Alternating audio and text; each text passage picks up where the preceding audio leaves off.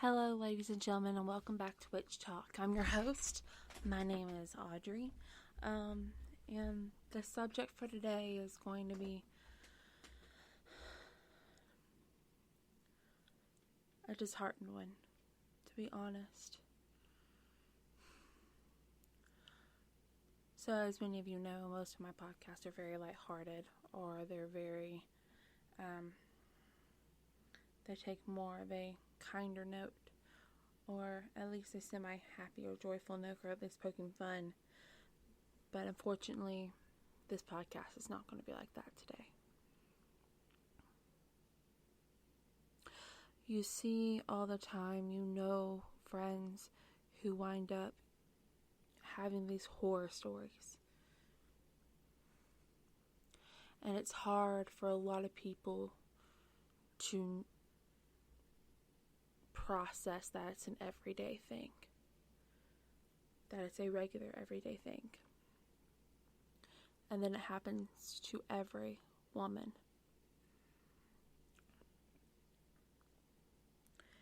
Even to me. Today's topic is going to be horror stories told by women. I'll start with mine. I was 7 years old. Actually, I'll tell you this one. I was 12 years old. I was eating at a Mexican restaurant with my mom. And there was a male customer who... I went to the bathroom. There was this male customer who kept eyeing me throughout the dinner. Of course, I didn't realize that I was 12. And I went to the bathroom, and the guy tried to follow me into the bathroom. But my mom saw him and caught him. I was 12. And today, on my personal Facebook page, I asked ladies to give me their stories. And today, anonymously, I'm going to tell you their stories. In a tight, crowded, standing concert, a guy pressed against me from behind and asked in my ear something about, am I pushing my ass into him on purpose? I turned and shoved him back multiple times and told him to back the fuck up. He got offended and seemed to like he was going to fight me or something. A girl from his group got between us and moved a couple of people over with his group. They mocked me for a bit afterwards, saying I was not fun at parties. Another friend said, late at night in Rome, I was followed and catcalled for about 2 blocks. I was leaving a gay bar and he was yelling, try it with a man for once, over and over again. Another one. I was in a club with my cousin. I've never been in a club before. And I had a couple of drinks, and I was walking through a hallway, and a man walking towards me just picked me up and started running away from me, telling me not to scream. Luckily, my cousin turned around and saw me and grabbed my leg and pulled me out of his arms. I really thought I was going to get kidnapped. Another friend said, I've been followed around in a grocery store by a man who I'm pretty sure was taking pictures of me. I had a manager walk me to my car because I was so scared. Another friend said, I was repeatedly stalked by an ex. He would show up at my work, house, grocery store, etc. I ended up having to go to court and have a restraining order placed on him 3 times. Another friend said, I once had an older coworker follow me outside while I was taking a smoke break. He pressed against me, shoved his tongue in my ear, and told me one night he was going to follow me home. This happened shortly after my rape, so my blood ran cold, and I couldn't make myself move or speak. He had been sexually harassing me for months at this point, groping me and telling me things that he liked to do to me. But that night was so real. I've been followed by my car, stopped a couple of times, and one of my doctors said he was going to kidnap me. Another friend said, I was at a convention near the end, and I was being followed by a man who I vaguely met in the party room. Confirmed that he was following me by weaving through various convention rooms and waited outside a bathroom for me until I walked out with a gaggle of girls who walked me to my friend's hotel room. We lost him after hopping into an elevator spontaneously. Another friend said,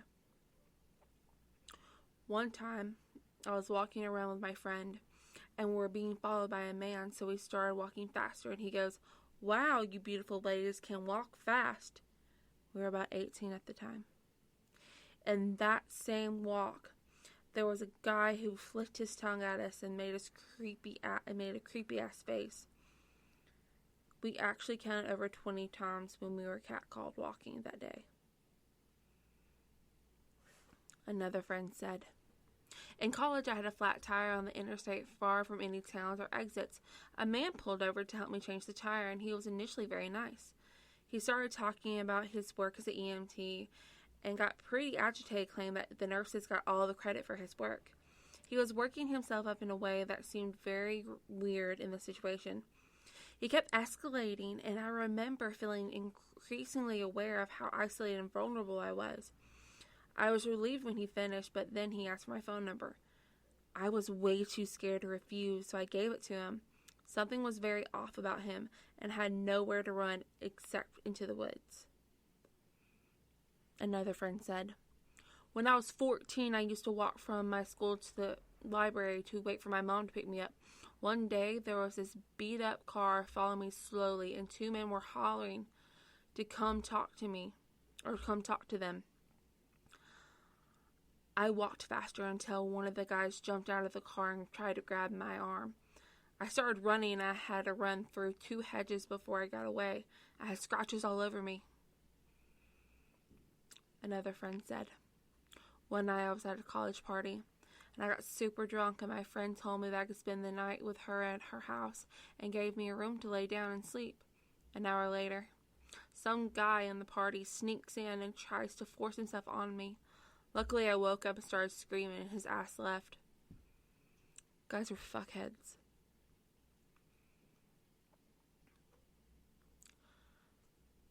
Another friend said, I have another super creepy one. It wasn't very scary because Russ, my husband, was there with me, but still.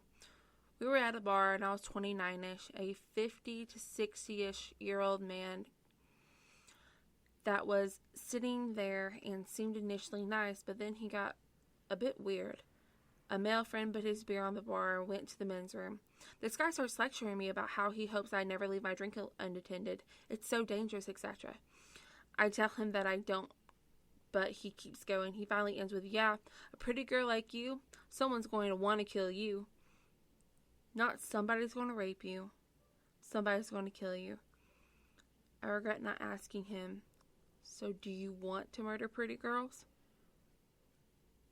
Anyway, we left immediately after that. So fucking weird. Another friend said, I have another one, although I don't know if you can call him a man. My brother's friend raped me when I was 16. Another friend said, I have so many stories that I have been sexually harassed and sexually abused. It's ridiculous. Another friend said, I worked for Walmart, and at my break tables outside, there was this older gentleman. He didn't work there, who was always trying to talk to people. Most people ignored him. One night before my shift, I sat at the table that he was chatting with my coworkers, and just said hi and had a very short conversation with him. This led to him stalking me at work. He was there every night for months when I came to work. Went on my first break, lunch, and last break. I got to a point where my managers wouldn't let me go to break alone, and then they banded him from the store the hours I worked. Even got a restraining order upon my behalf for my work hours. It was so scary. These are women between the ages of 18 to 50.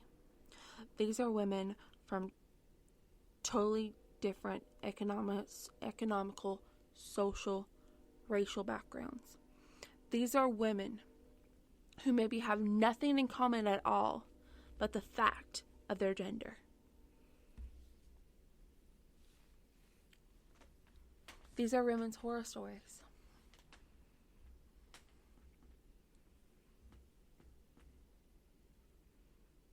I bet if you're a woman, you can recall tales where you've been catcalled, harassed, touched inappropriately, sexually assaulted, been too scared to tell a man no because you were afraid.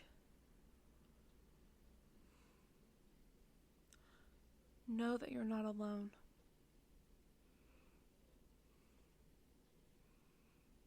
Know that your sisters that go through this also are here. And that you're not responsible for a man's behavior. You did not ask for it. The way you dressed was not asking for it. The way you conducted yourself in a social setting made you not ask for it. You did nothing to deserve it. And to a man who seems to think there's nothing wrong with these stories, you're absolutely dead wrong. These stories project the fact that men who for some reason have toxic traits and want, instead of bracing women's power, try to suppress and overpower them. Who refuse to stand by the women that even though they came from a woman's room, they refuse to respect it. They refuse to respect the fact that a woman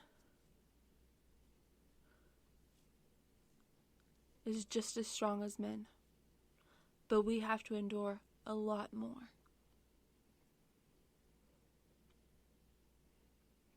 There's some things that we're still viewed as property.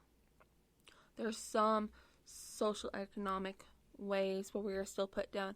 There are some ways that we don't still make as much money as a man due to the fact that we work the same job. There's a fact that women do not have the rights to their own bodies. There is a fact that the only reason why we could get a guy to leave us alone is if we tell them that we are married or have a boyfriend. Because the pursuer and the predator who wants to come after us can only respect the fact that we're saying no is because we belong to some other man.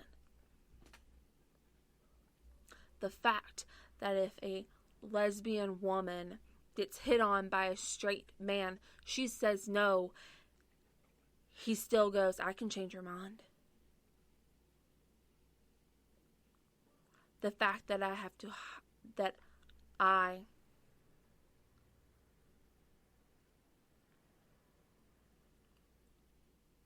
been touched inappropriately more times than I can count.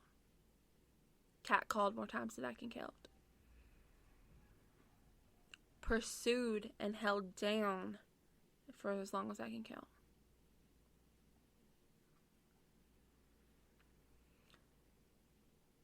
And that is horror stories of women. Women still bear the scars that have been inflicted on us by toxic, radical, possessive, predatory men that will not respect the word no, or respect that the fact that a woman has the right to reject them.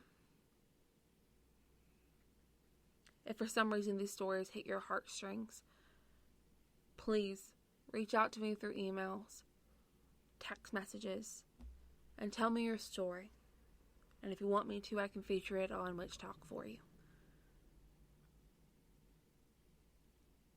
And to all of my sisters who are fighting through PTSD and trauma and scars and nightmares for the things that they've been through, I'm so sorry. And we are here for you, my love. Thank you so much for listening to Witch Talk today. This is Audrey, your host. I hope you have a very blessed day.